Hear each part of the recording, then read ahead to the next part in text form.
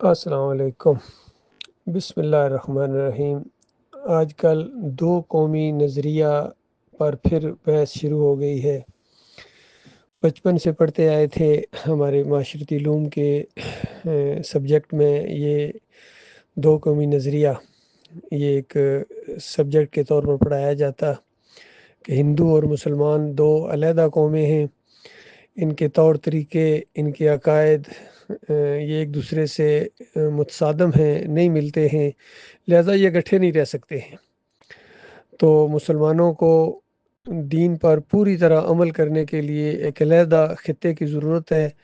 تاکہ وہ آزادی کے ساتھ اللہ کی بندگی کر سکیں۔ یہ بنیادی طور پر فلسفہ تھا جس کے اوپر یہ تحریک اٹھی پاکستان کی، اور آخر میں اللہ تعالیٰ نے ہمیں ایک ملک، آزاد ملک دے دیا۔ لیکن مسئلہ یہ ہے کہ وہ جو نعرہ لگایا تھا کہ پاکستان کا مطلب کیا، لا الہ الا اللہ، کہ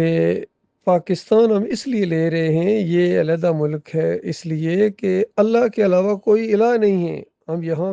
خالص اللہ کی بندگی کریں گے۔ یہ تو الفاظ کے حد تک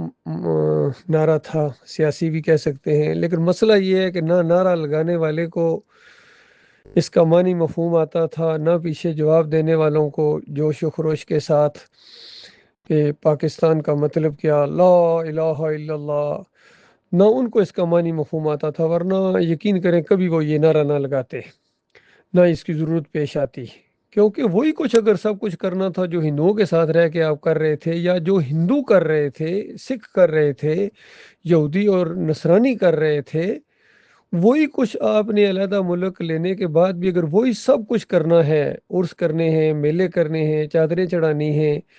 اور یا علی مدد کے نعرے لگانے ہیں، یا رسول مدد کے نعرے لگانے ہیں، قبروں پر دیے جلانے ہیں، اگربتیاں جلانی ہیں، وہاں قوالیوں کی شکل میں بھجن گانے ہیں،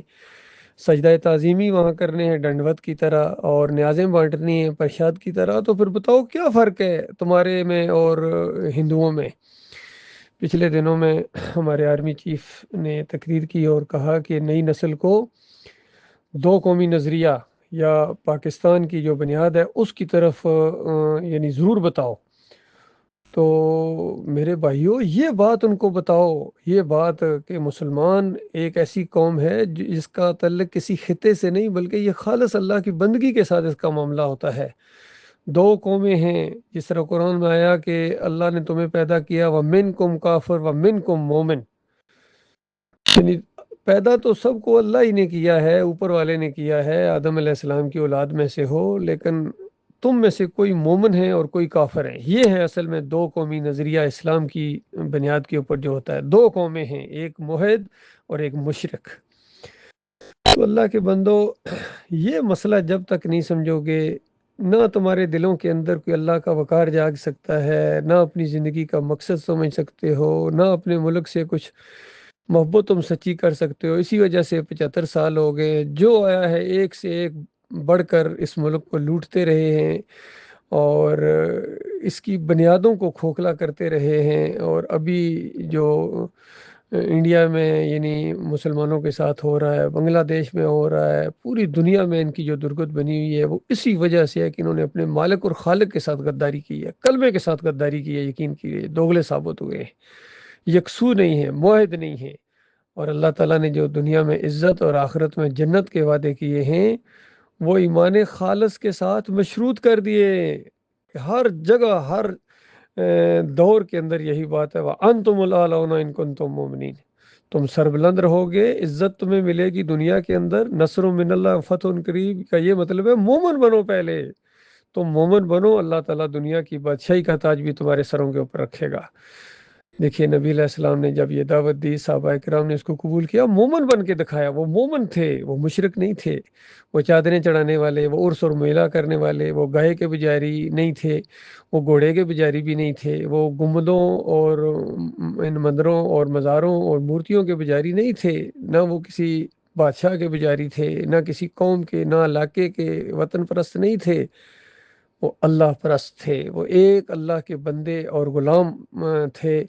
اور انہوں نے اپنی بندگی کو ثابت کیا ہے اور اللہ نے اپنا وعدہ پورا کیا۔ سورہ نور کے اندر بھی یہی وعدہ ہے کہ اللہ تعالیٰ تم سے وعدہ کرتا ہے، اور جس طرح تم سے پہلے بھی مومنوں کے ساتھ اللہ نے وعدہ کیا خلافت کا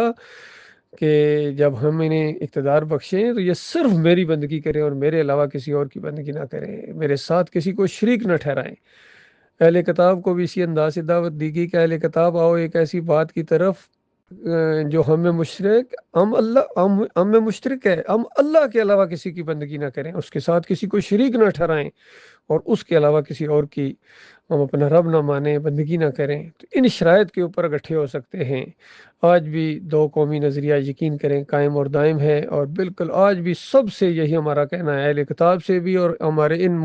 بھائیوں سے بھی جو مسلکوں میں بٹ گئے ہیں، کوئی بریلوی بنا دیا گیا، کوئی دیوبندی، کوئی اہل حدیث، کوئی سلفی، سب کے ساتھ یہی معاملہ ہے کہ آؤ ایک ایسی بات کے اوپر اکٹھے ہو جائیں کہ ہم سب مل کر اللہ کی بندگی کریں۔ ہم میں سے کوئی بھی ان مورتیوں کی بندگی نہ کرے، گنبدوں کی بندگی نہ کرے، تعویذ گنڈے نہ استعمال کرے،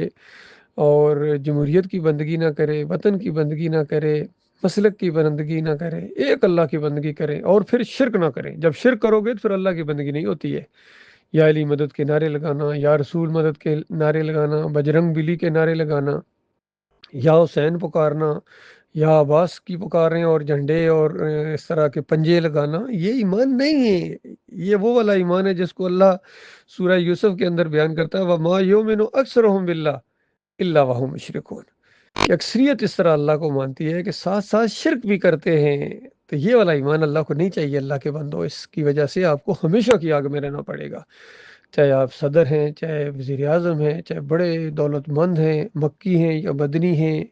امریکہ کے رہنے والے ہیں یا فرانس کے یا لندن کے رہائش پذیر ہیں، یا چائنیز ہیں یا